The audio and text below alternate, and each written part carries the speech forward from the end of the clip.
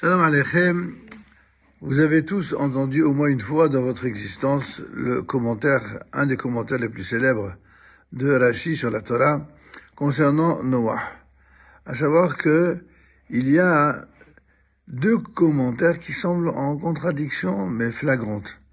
L'un qui dit que Noah était un véritable tzaddik dans sa génération parce que bien qu'il ait été entouré de gens peu recommandables, malgré tout, il n'a pas été influencé par les hommes de cette génération, et malgré tout, c'était un grand tzaddik. Et donc, a fortiori, aurait-il été un plus grand tzaddik encore s'il avait existé, s'il avait évolué à l'époque d'Abraham, où il aurait eu une influence de la part d'Abraham beaucoup plus considérable. Et d'autres qui disent exactement le contraire. C'est que c'est uniquement dans sa génération qu'il était un grand tzaddik, mais parce que tout simplement au pays des aveugles, les borgnes sont rois, et que s'il avait été dans la génération d'Abraham, eh bien il n'aurait pas été considéré comme quelqu'un d'assez important. Et on peut s'étonner d'un commentaire qui soit radicalement aussi opposé l'un à l'autre. En fin de compte, c'est quoi la réponse qu'il faut retenir? Est-ce que vraiment c'est un tzaddik ou c'était pas un grand tzaddik? Eh bien, il y a bien sûr plusieurs réponses qui ont été données et explicitées dans l'histoire des Rachamim, mais il en est un qui a retenu peut-être toute notre attention d'abord parce qu'il est cité et mis en avant par le Rav Kook lui-même à partir de l'enseignement de Midrash Rabbah. Le Midrash Rabbah cité par le Rav Kook nous dit en effet que, à propos de El et Toledot Noach, Tzaddik, Midrash, il s'agit du Midrash Rabbah, Mi she'uchpal shemo hu tzaddik gamor, celui dont le nom a été exprimé deux fois de façon consécutive dans la Torah, eh bien, cette marque signifie et témoigne de ce que le tzaddik en question, c'est un tzaddik gamor, c'est-à-dire un grand tzaddik, un tzaddik complet. Et là, donc, apparemment, le Midrash Rabbah, et avec lui, ou en son nom, le Rav Kook, tranche en disant que non, que il faut aller d'après ceux qui disent que Béhémet, Noah était un super tzaddik.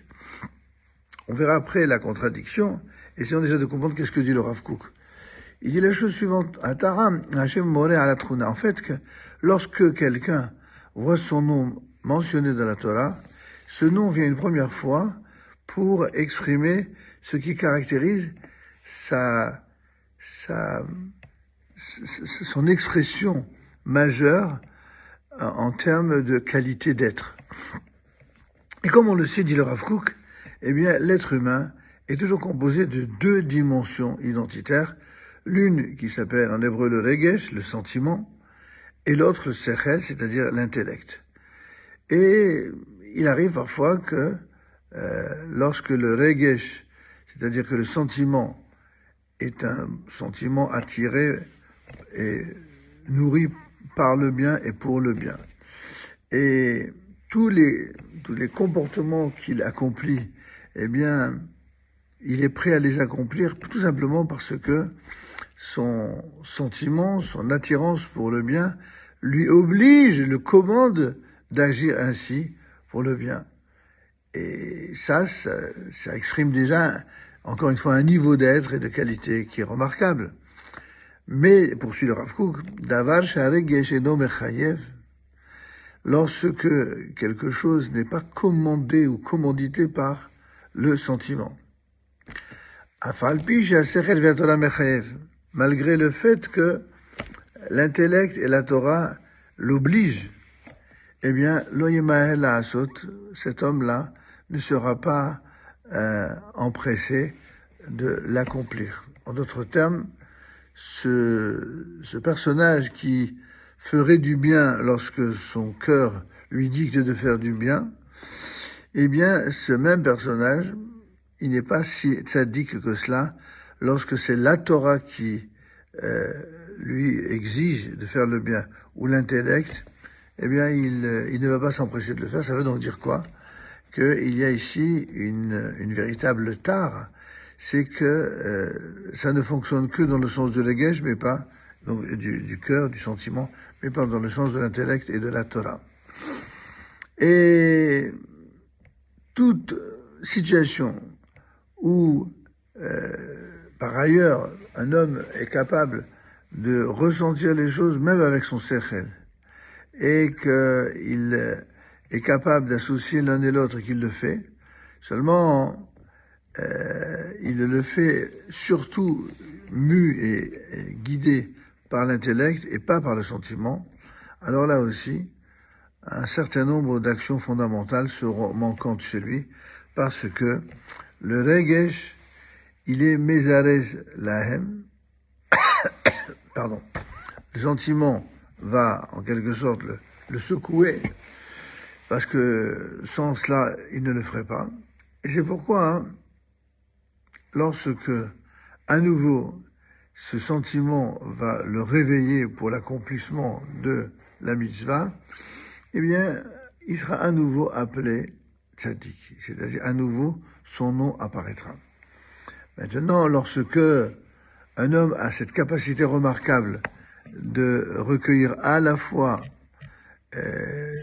les deux noms, c'est-à-dire à la fois le regesh et le sechel, à la fois l'association du sentiment et de l'intellect, ça signifie qu'il est prêt à accomplir la totalité des accomplissements de bien, que ce soit le regesh qui les recommandite, qui les recommande, ou que ce soit la Torah qui les recommande.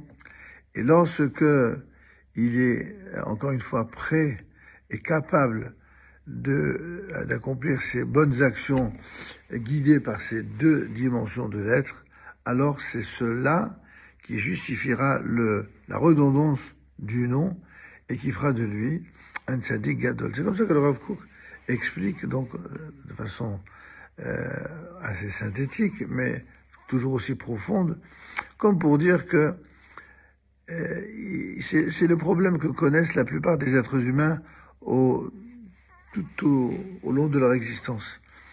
Lorsqu'on est jeune, très souvent, on fait beaucoup plus appel au sentiment qu'à l'intellect, ou au contraire à l'intellect qu'au sentiment. Ça dépendra de la nature de chaque être, mais aussi de son éducation.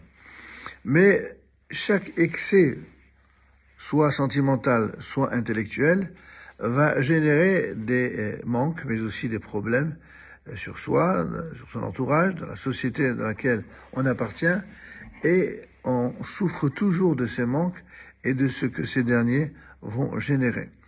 Et c'est pourquoi on peut ainsi comprendre un peu mieux la contradiction apparente du commentaire de Rashi, en tout cas de les avis qu'il exprime. Il ne s'agit pas de dire que ce sont les deux qui sont vrais en même temps quand ils sont contradictoires.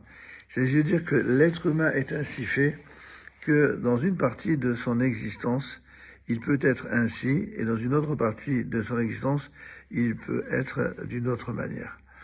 Quand on est jeune, on a une tendance à agir, à réagir, à réfléchir et à se comporter en fonction justement d'une part identitaire majoritaire plus tournée vers l'intellect, ou au contraire, plus tournée vers le regesh, vers le sentiment. Mais qu'est-ce qui fait d'un homme un véritable et un authentique tzaddik gamour? C'est celui qui aura passé toutes les étapes de son existence à confronter toutes ses vues, toutes ses positions, toute la réalité de ce qu'il est avec la réalité de ce qu'il vit. Et lorsqu'il est en conformité ainsi avec cette prise de conscience, il arrive à faire la part des choses et à faire ce qu'on appelle le tikkun, la réparation de tout ce qui manquait dans les années précédentes. Et ainsi, on peut comprendre que si effectivement, à un moment de sa vie, certainement au début de sa vie, Noah pouvait apparaître comme quelqu'un qui était plutôt quelqu'un qui était très personnel, qui pensait à lui, sa famille, et qui n'avait pas le sens si développé de la collectivité, et que c'est pour ça qu'il n'a pas été si bien jugé. On peut faire partir cette vision de Noach depuis le moment où Dieu va lui demander de construire l'arche. Au lieu de se battre comme le fera Abraham pour sauver la génération, finalement, il va accomplir uniquement sa mission en disant voilà pour la forme, Dieu m'a demandé de construire une arche afin de détruire le monde. Celui qui y croit, tant mieux. Celui qui y croit pas, eh ben c'est pas grave, c'est pas mon problème. Je dis ce que je dois dire, et peu importe si j'arrive pas à me pénétrer des arguments et des arguments de persuasion qui feront que celui et ceux qui entendront dans la génération pourront changer. Et c'est ça en vérité la différence fondamentale entre Noach et Abraham. Noach n'a pas cette capacité de changer les gens, alors qu'Abraham c'est tout le contraire. Il est capable d'affronter l'univers tout entier et d'arriver à changer le cours de l'histoire et de changer les gens. C'est ça la différence. Alors, donc, qu'en est-il de ce Noach qui est vraiment doublement tzaddik? Eh ben, c'est le Noach de la fin de sa vie. Le Noach qui a passé les erreurs de jeunesse, qui a passé les erreurs de cet esprit individualiste, qui a passé aussi l'erreur de celui qui est à peine sorti des eaux du déluge. La première des choses à laquelle il va penser, c'est de planter une vigne, chose qui n'a pas été vue d'un très bon œil par les Mefarshim de la Torah. Et il y a l'après, c'est-à-dire au moment où il va se mesurer à la réalité du nouveau monde, à la réalité d'une nouvelle vie, d'une nouvelle existence, et également de plusieurs générations qui s'approcheront d'Abraham et desquelles il va lui-même apprendre quelque chose. Il va se bonifier au point que, au soir de sa vie, il sera doublement un tzaddik, un authentique tzaddik. C'est ce qui doit d'ailleurs faire espérer chacun d'entre nous, en étudiant la Torah toute sa vie, jour et nuit, et bien d'arriver l'un après l'autre à gravir les échelons jusqu'à mériter d'être le plus exemplaire possible, que Kadosh Baruch Hu apporte cette bracha d'exemplarité à chacun de tous ceux qui nous entendent, qui nous observent et qui rayonnent ainsi autour d'eux, de leur famille, du clan d'Israël et de l'humanité entière. Amen, Kinyan Shabbat, Shalom et voilà.